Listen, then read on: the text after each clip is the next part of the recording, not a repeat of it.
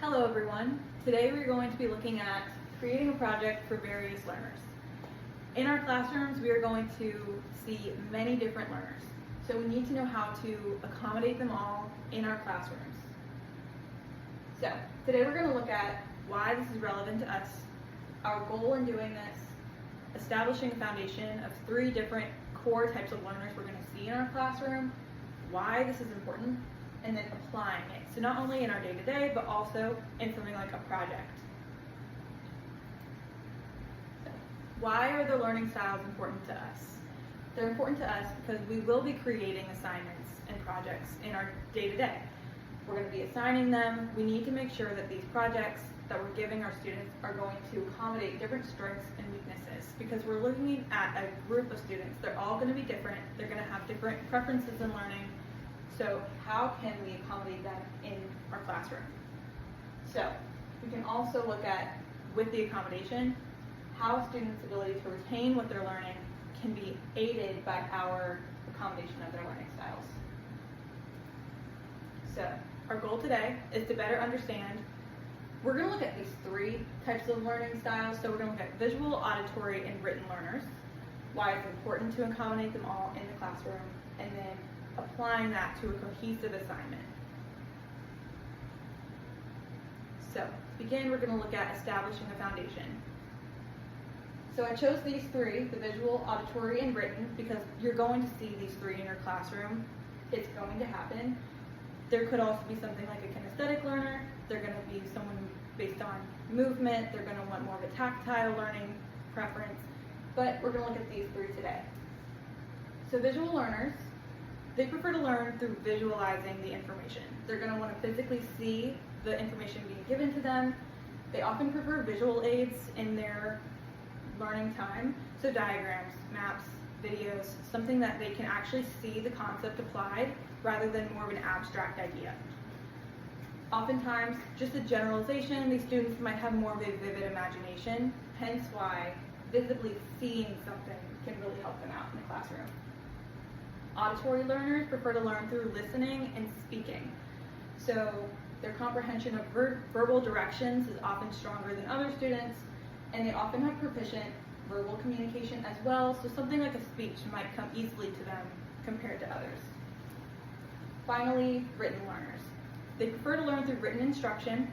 Their preferred assignment might be something written, like a handout, something reading heavy, and also analytical. And then written communication and articulation is typically pretty strong with these students, so they can often get their thoughts down better when they're having the chance to write it on paper and really think out what they have to say. Next, we're going to look at the why. Why is it important that we accommodate these students? Because it's very easy for us to say, okay, here are different learners, this is what they need, but if we don't know why it's important, it's hard for us to actually want to apply it. So we're going to look at 3 reasons to do this in the classroom for the students' benefit. So the first one's going to be engagement. Students are far more likely to be motivated to learn in a classroom when the information is being provided to them in a way that they understand. And when they're understanding what's going on, they're more motivated. You're often going to have more participation. Participation is something we all want in a classroom. If we're being stared at by 30 different high schoolers and just nothing's happening, they're all silent, nobody's going to enjoy the class. It's going to go by slowly. So engagement, more motivation can really help out everybody in the classroom. Retention. So if we apply the information that we're giving our students in different formats, not only is that going to help a student who maybe has a visual preference looking at a picture on the screen, but it can help everybody as you're giving a lesson with different options so we can offer deeper understanding. On a day-to-day, that might look like you're giving a lecture, so you're speaking, but then you might have a PowerPoint on the board, so you have a photo, maybe you have key points written on the side, so you're going to help your visual learners, your written learners, and your auditory learners. Then finally, we have inclusivity.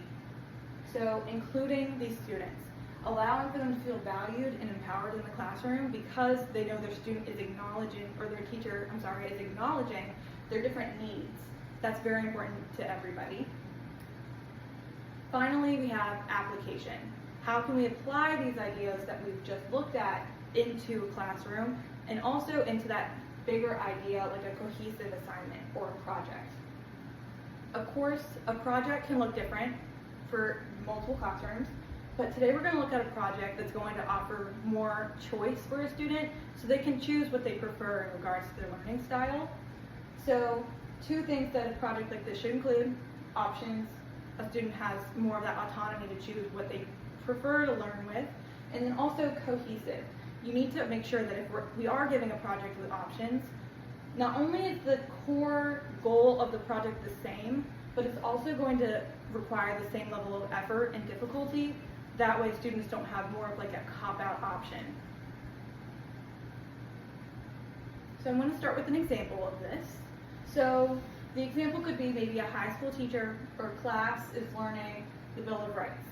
So a teacher wants to make a project with 3 different options that can apply to visual, auditory, and written learners. Maybe for a visual option, we have a PowerPoint. There might be a limit, maybe at least 12 slides, to explain the purpose of the Bill of Rights. An auditory option where they could record and create a 2 to 3 minute rap or song to do the same thing, explain the purpose of the Bill of Rights. Written, a 2 to 3 page essay. So these students who prefer that written option could do something where they could explain the Bill of Rights in a written format so they can get their ideas on paper.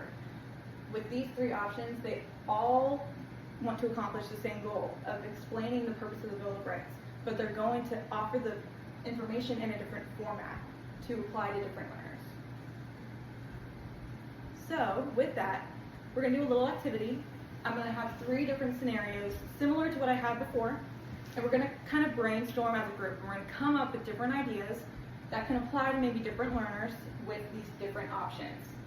So the first one being a middle school science class studying the water cycle. What are maybe some options we could do to accommodate different students and activities? What about a diagram? A diagram, yes. So a diagram would be something for visual learners. Yes, absolutely. And if I was more of an auditory learner, I think I would like to have something where maybe I could listen to the rain and how it impacted the environment. Absolutely. And what was my other choice? Be like a written learner, maybe. Maybe I could understand through a written paragraph how the water cycle impacts the environment or how it impacts different things in my life. Those are all great options. What about a junior high social studies class studying the Revolutionary War? I think that, again, I go back to the written form of it, where I can get a cause and effect of different things that led to the Revolutionary War, maybe the Boston Tea Party, maybe the Stamp Act, or other taxes that the Revolutionary War citizens had upon their lives. That would be one thing.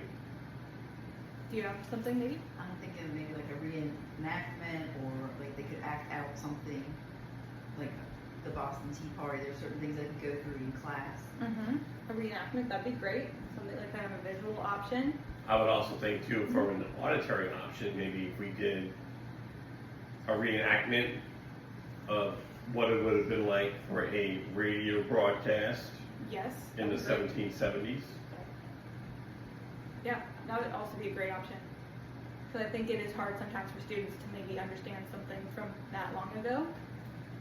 And the last option would be a high school English class studying the themes of George Orwell's 1984. What do you think? I think maybe they could create like movie posters describing the themes, or the theme that they have for the Yeah. for the book. That'd be great. I would also say something from 1984 would be if you looked at ideas from the time when the book was written and compare them to events that actually happened from the time when George Orwell thought this book was set, and how are they different versus from the time it was written to the time that he thought it would be in, would be pretty interesting as well. A comparison contrast, so to speak. Absolutely. I agree. All great options. Y'all did wonderful. So finally, to conclude, so with this, we want to be able to incorporate the different learning styles in our classroom. We want to know why it's important to do that, and then also how we can do that in our day-to-day and in that larger scale, like a project or an assignment toward the end of the year, something like that. Consideration of different students' needs is going to help their success as a whole, and that is why we're looking at this today, because we want all our students to succeed, of course. So I hope all of y'all have a good time in your classrooms, and thank you for your time.